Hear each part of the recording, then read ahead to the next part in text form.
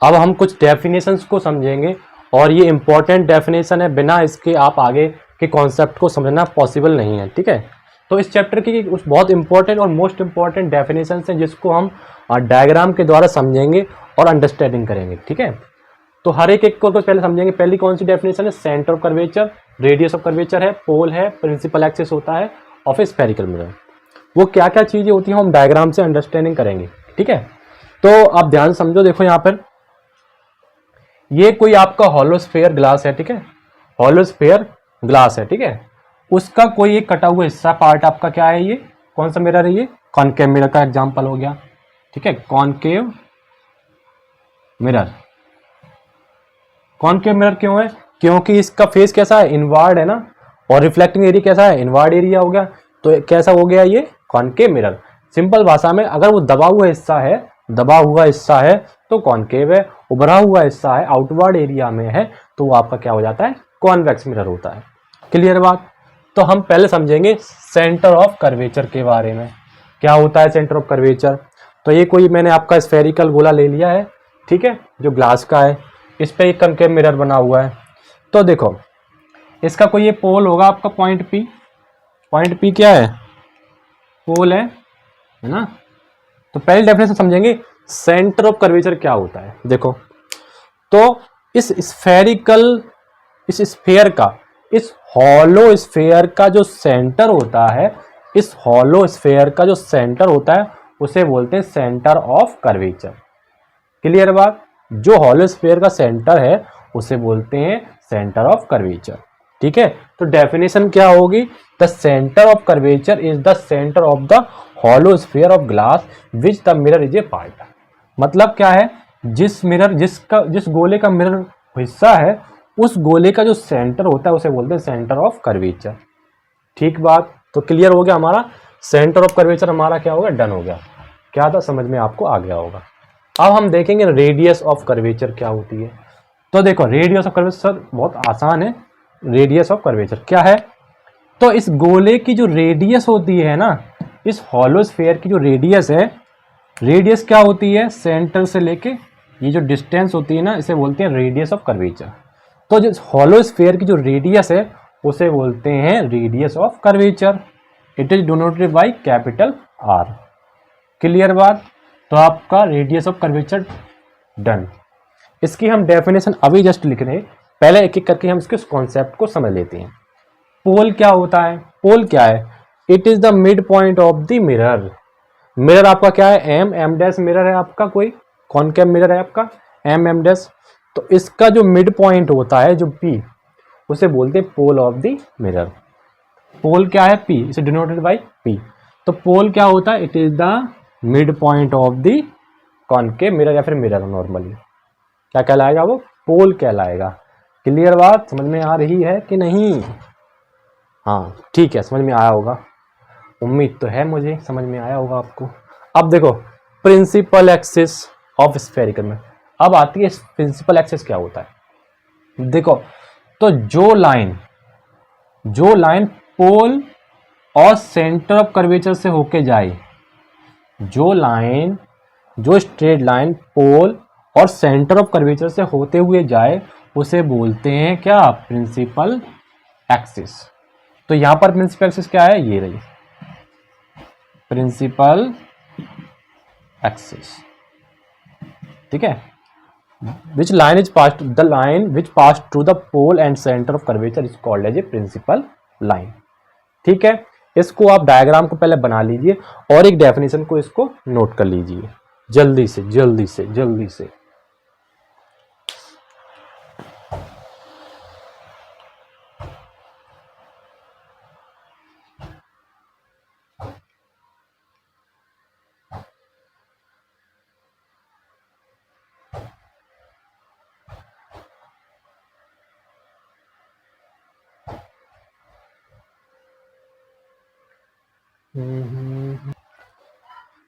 तो जितना कॉन्सेप्ट मैंने समझाया था अभी, सभी चीजें principal axis, pole, centre of curvature, radius of curvature, ठीक है, उनकी डेफिनेशन मैंने लिख दी थी, अभी एक की लिखवाया था, अभी देखो सबकी मैंने लिख दी। ठीक है, पोल की डेफिनेशन क्या है?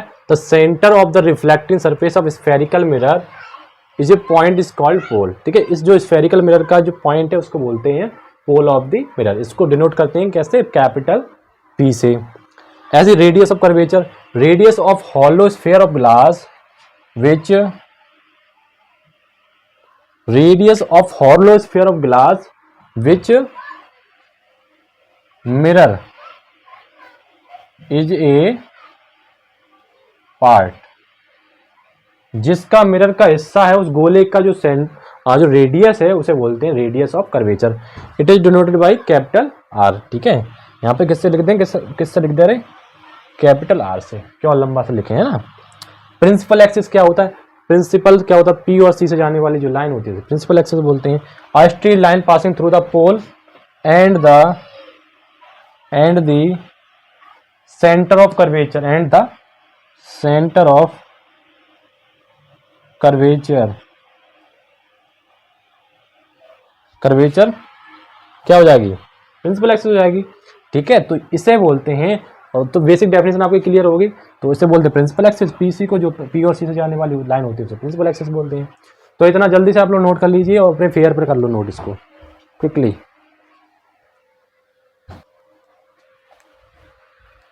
तो हम नेक्स्ट देखेंगे, क्या देखेंगे अब, principal focus and focal length of concave and convex mirror. ठीक है, अभी हमने समझ लिया प्रिंसिपल एक्सिस, पोल्स क्या होते हैं, सेंटर ऑफ कर्वेचर क्या होता है, रेडियस ऑफ कर्वेचर क्या होता है, वो हमने समझ लिया मिरर के लिए। ठीक है, अब हम देखेंगे किसी भी मिरर के लिए, कॉन्वेक्स हो चाहे कॉनकेव हो, उनके लिए प्रिंसिपल फोकस कहाँ होता है और क्या बोलते हैं उसकी फोकल लेंथ क्या होती है, वो उसको हम समझेंगे।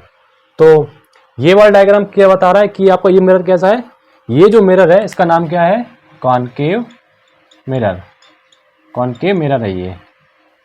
ठीक है, और ये जो डायग्राम है इसका नाम क्या है, convex mirror, convex mirror, convex mirror Hindi में बोलते हैं इसको, पता क्या, इसको बोलते हैं अवतल दर्पण और उत्तल दर्पण।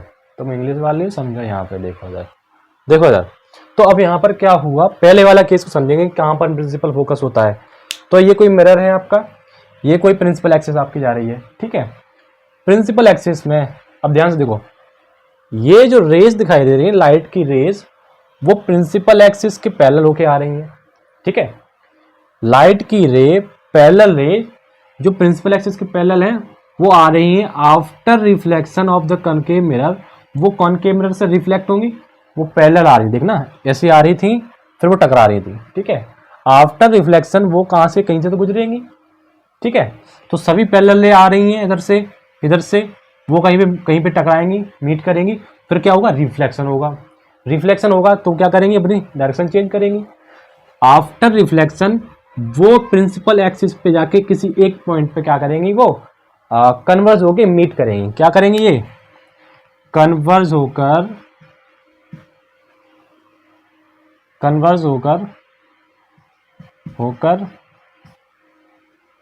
मीट कर जाएंगी।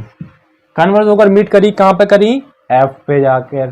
तो जो आपका एफ है ना, उसका नाम हो जाएगा, पता क्या, उसका नाम होगा प्रिंसिपल फोकस।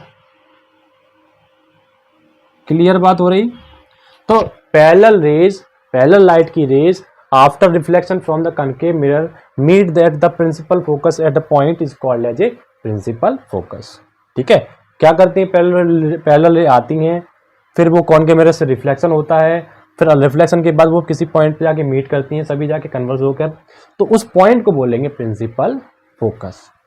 तो इस केस में आपको डाउट क्लियर हो गई, ये आपकी पैरेलल रहती, ये आपका क्या नाम था इसका, प्रिंसिपल एक्सिस, प्रिंसिपल एक्सिस। ठीक है, ये आपका पोल है ना, ये मिरर है, समझ में आया। अब इधर देखो, कॉन्वेक्स के केस को समझती हैं, कॉनकेव समझ में आ गया, कॉन्वेक्स भी समझ में आ जाएगा। देखो कितना आसान है।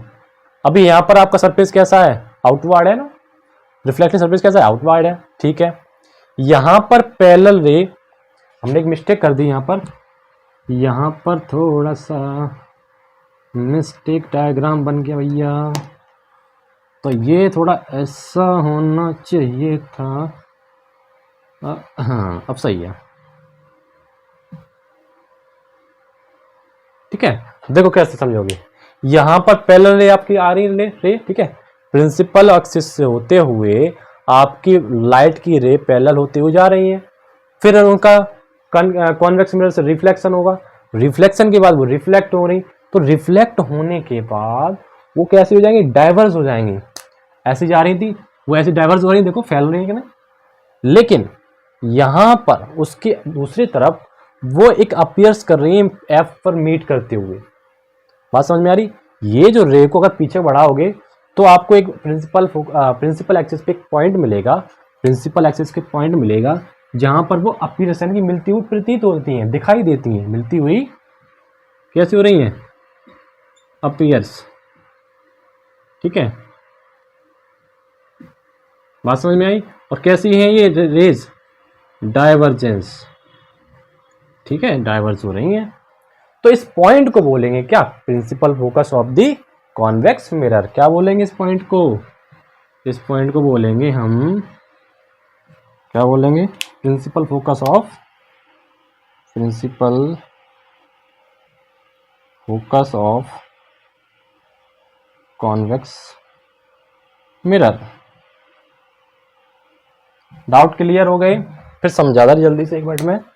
तो लाइट की ray after reflection from the concave mirror they will meet converse at the point of the principal axis. तो जिस पॉइंट पे जाके वो मीट करती हैं उस पॉइंट को बोलते हैं principal focus for the case of the concave mirror. Concave के मिरर के केस में आपका एफ होगा, प्रिंसिपल फोकस होगा ये। In case of convex mirror आपका प्रिंसिपल फोकस कहाँ पर होगा, दूसरी तरफ होगा, जो क्या करेगा, डायरेक्ट रेज नहीं जाएंगी वहां पर, कैसी होंगी, अपीयर्स होंगी, आपको क्या करेगा, फील होगा, बस प्रतीत होंगी। क्लियर बात। तो इसको बोलेंगे principal focus of the convex mirror. इसका डायग्राम समझ बना लिया आपने, और उसको बनाना भी है, बनाना क्या है, बनाना पड़ेगा आपको। अब देखते हैं। तो प्रिंसिपल फोकस समझ लिया, उसका भी प्रिंसिपल फोकस समझ लिया। अब हम देखेंगे focal length of the concave mirror, focal length of the convex mirror. बात समझ में आई। तो पहले समझते हैं इसके लिए, केस फर्स्ट के लिए फोकल लेंथ, फोकल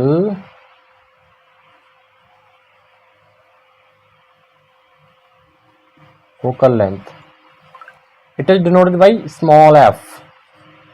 ठीक है, it is denoted by small F. क्या होती है समझते हैं। तो फोकल लेंथ क्या है, कुछ नहीं बट बहुत आसान है। देखो, pole of the mirror and principal focus of the principal axis और प्रिंसिपल फोकस के जो बीच की जो डिस्टेंस है P और F, जो डिस्टेंस है इसे बोलते हैं फोकल लेंथ। क्लियर बात। तो हम इसको डायग्राम समझा दे रहे। ये जो आपको दिख रहा है ना, इसे बोलते हैं, इतनी डिस्टेंस को क्या बोलेंगे, फोकल लेंथ। बात समझ में आई। इसको क्या बोलते हैं, फोकल लेंथ। इस केस में क्या होगा, ये जो दिख रहा है ना आपको, इसे बोलेंगे फोकल लेंथ, फोकल। ठीक है, डेफिनेशन क्या हो जाएगी, the distance between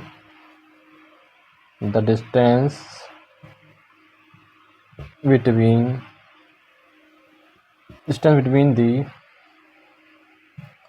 pole of the mirror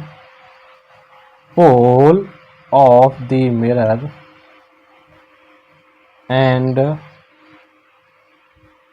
principal focus of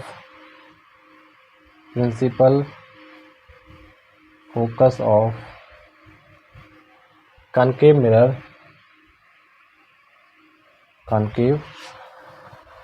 mirror called focal length of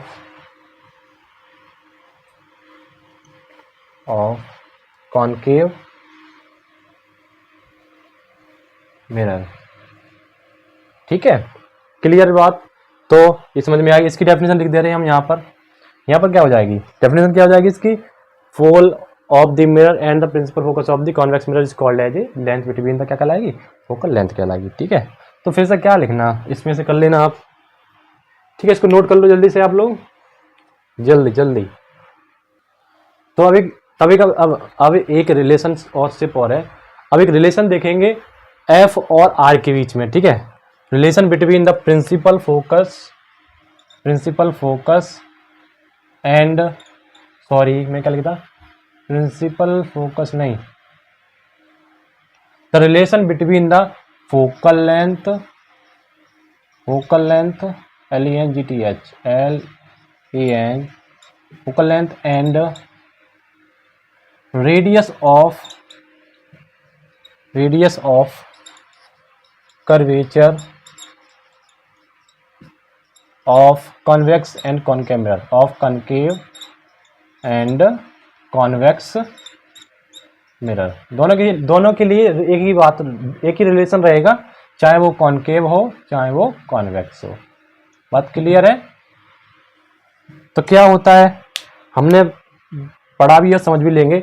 देखो आपका जो डायग्राम होता है उसमें देखा होगा, जैसे ये डायग्राम होता है ना, ये एफ और सी, तो इतनी होती है एफ, ये होती है आर, है ना। तो जो आर की वैल्यू होती है वो एफ के 2 टाइम्स होती है। क्या होता है रिलेशन में, पहले रिलेशन लिख दे रहा, फिर इसकी लैंग्वेज लिख देंगे, ठीक है। तो रिलेशन होता है इसका, इसको ब्रैकेट में लिख दे रहा हूँ मैं बड़े बड़े अक्षरों में, वो होता है F is equal to R upon 2, ठीक है। ये क्या है, रिलेशन किस किस में है, focal length of the mirror और रेडियस ऑफ द कर्वेचर।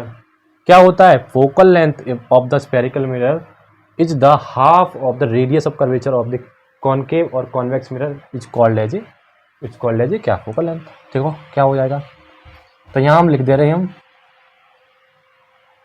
तो focal length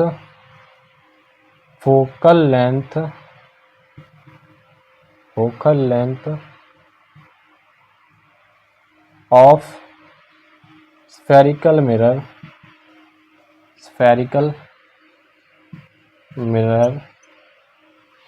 is the half of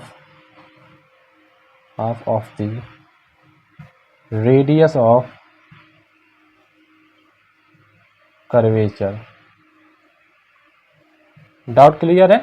तो इतना सा छोटा सा रिलेशन है और इसका हम लोग न्यूमेरिकल में यूज करेंगे। जैसे मान लीजिए एग्जांपल देख रहे हैं हम, एक एग्जांपल देख रहे हैं, मान लीजिए आपको क्वेश्चन में दे रखा है आर की वैल्यू, रेडियस ऑफ कर्वेचर है, रेडियस ऑफ कर्वेचर दिया है, क्वेश्चन दे जाएगा आपको, आर दिया है 40 सेंटीमीटर, ठीक है। तो अगर आपसे उसने पूछा है फोकस बताइए, फोकल लेंथ बताइए, फोकल लेंथ, तो एफ इक्वल टू क्या होता है R/2, तो 40/2 कितना बचेगा, 20 सेंटीमीटर आंसर। ऐसे क्वेश्चन को हम यूज करेंगे, अभी आप इतना नोट कर लीजिए जल्दी से।